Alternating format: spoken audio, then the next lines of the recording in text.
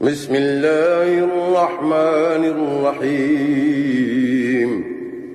ألف لام ميم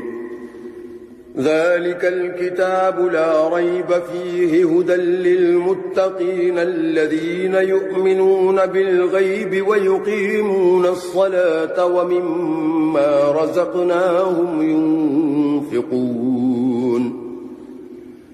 والذين يؤمنون بما أنزل إليك وما أنزل من قبلك وبالآخرة هم يوقنون أولئك على هدى من ربهم وأولئك هم المفلحون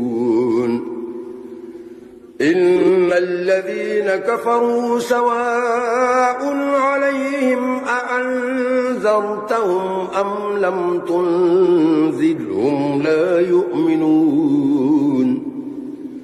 ختم الله على قلوبهم وعلى سمعهم وعلى أبصارهم غشاوة ولهم عذاب عظيم